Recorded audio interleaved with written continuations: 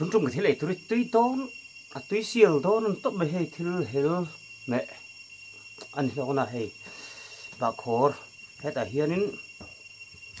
để rồi nấu té tè xin y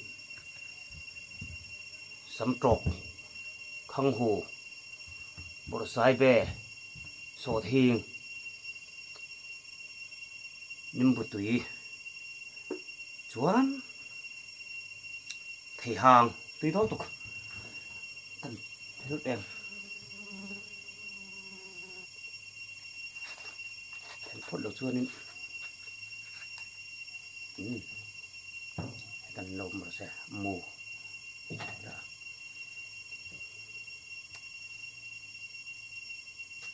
Thì hông cái phiến cái lạc đầu xuân nên ấy buổi khao đón chất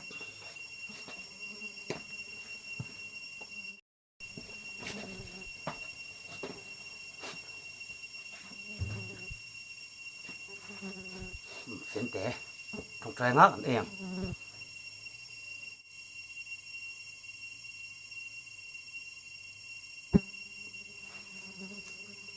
chúng tôi sẽ tụ ở đâu vâng chúng tôi tổ đầu ăn bữa bữa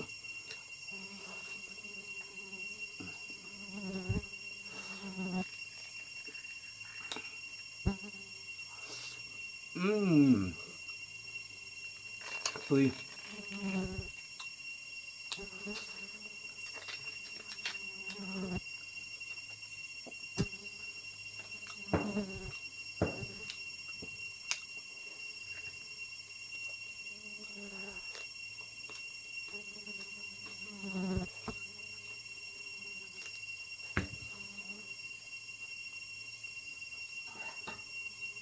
hít phía nào hay vóc đầu số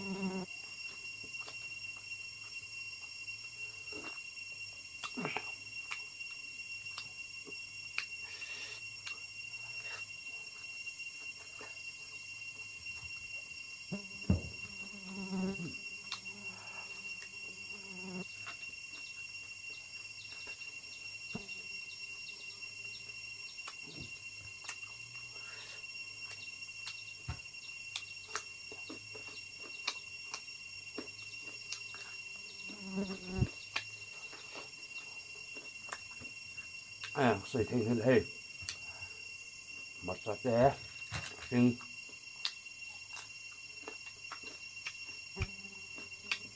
nó tuy rượu về nhưng mà sạch không chung nó thật vóc đầu của anh ạ thật tuy tôi tục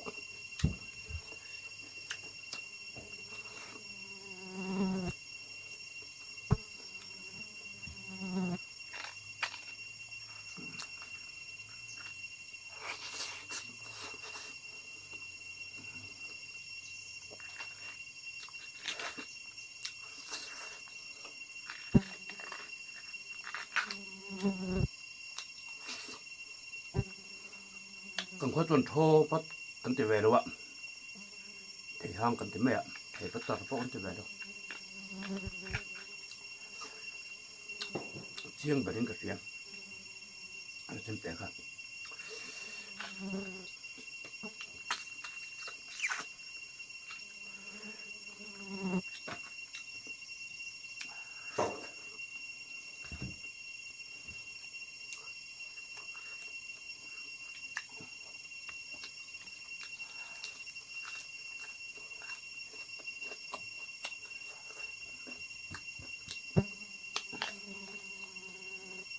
itu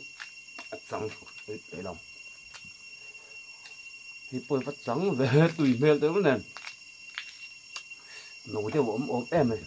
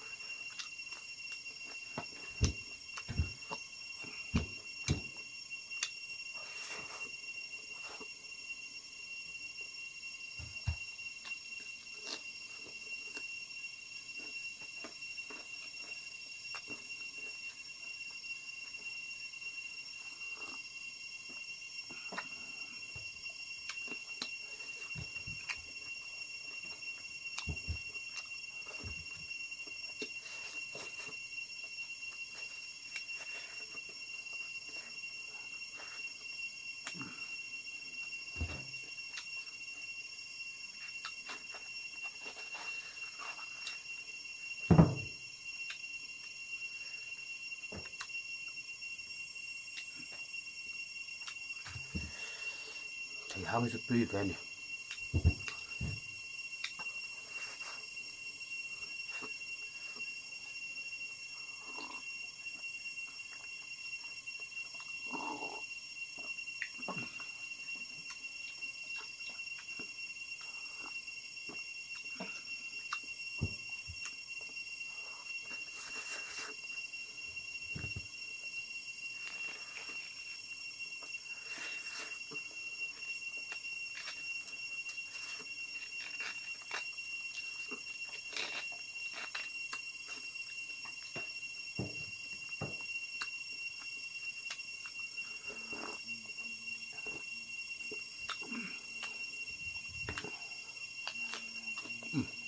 좀 넣자.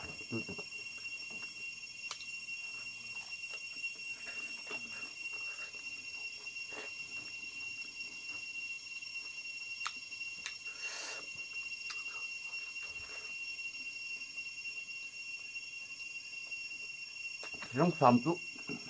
많이 잘 연매 오냐.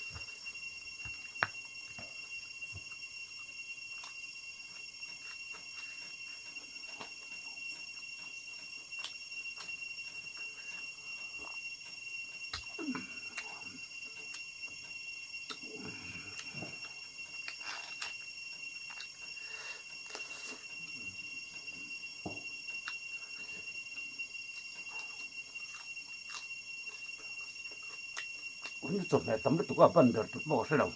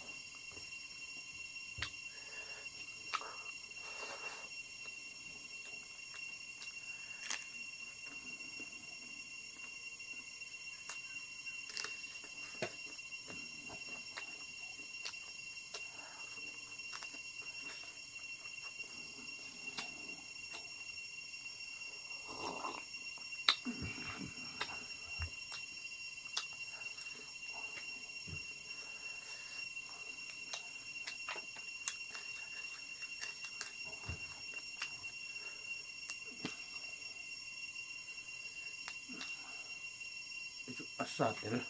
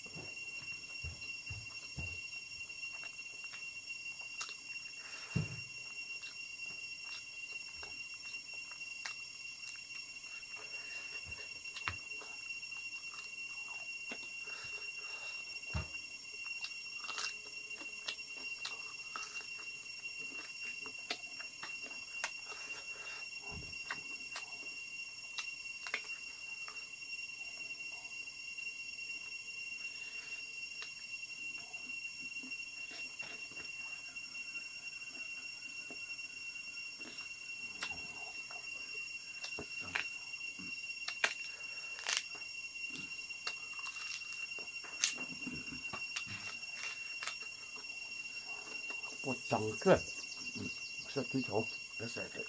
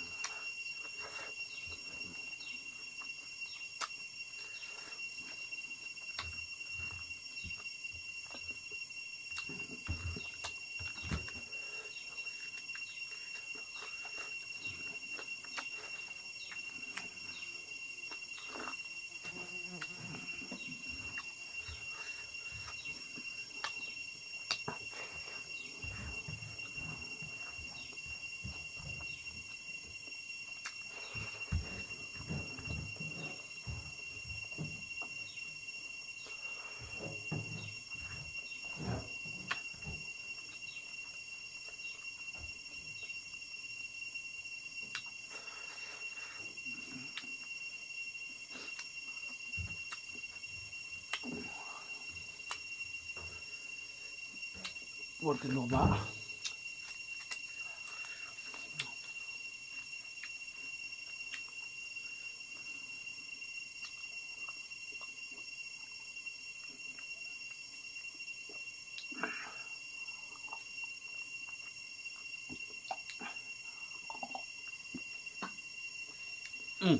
tôi trông thấy tôi tao dùng các cái tôi cái lạ bây giờ mình khởi sắp tôi dùng tè